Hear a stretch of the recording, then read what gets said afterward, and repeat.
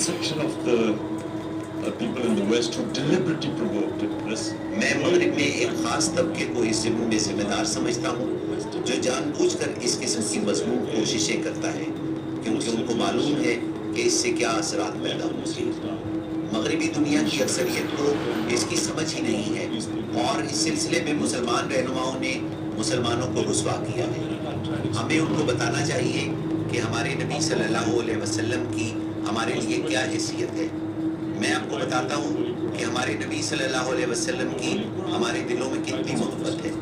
نبی اکرم صلی اللہ علیہ وسلم ہماری مقدس کتاب قرآن پاک کے گواہ تھے اور قرآن مسلمانوں کی رہنمائی کرتا ہے اور نبی صلی اللہ علیہ وسلم کی زندگی قرآن کا عملی نمونہ ہے۔ نبی صلی اللہ علیہ وسلم نے ریاست مدینہ قائم کی جو دنیا کی تاریخ کی پہلی فلاحی ریاست تھی اور یہی ریاست مسلمانوں کی تہذیب و تمدن کی بنیاد بنی جو 700 سالوں تک دنیا کی عظیم الشان تہذیب رہی۔ اور وہ ریاست تھی کیا؟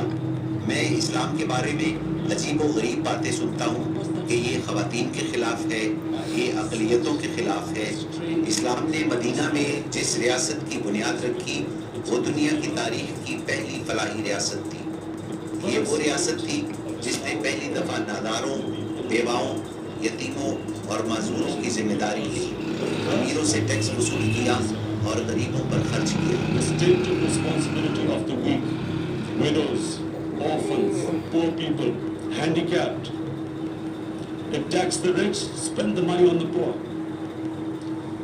The state announced that all human beings are children of Adam. ریاست نے اعلان کیا کہ تمام انسان حضرت آدم علیہ السلام کی اولاد ہیں۔ رنگ و نسل کی بنیاد پر ایک کو دوسرے پر کوئی فوقیت حاصل نہیں۔ پیغمبر اسلام صلی اللہ علیہ وسلم نے اعلان کیا کہ غلام کو آزاد کرنا بہت بڑی نیکی ہے۔ اس زمانے میں پورے معاشرے کی بنیاد غلامی پر تھی، مگر نبی صلی اللہ علیہ وسلم نے انسانیت کو غلامی سے آزاد کرنے کے لیے عملی اقدامات کیے۔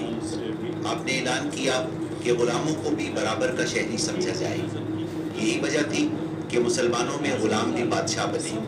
مصر اور ہندوستان میں غلاموں نے بادشاہی کی اور پھر اقلیتوں کے ساتھ انتہائی اچھا برتاؤ کیا۔ اسلام کے بارے میں یہ تاثر غلط ہے کہ مسلمان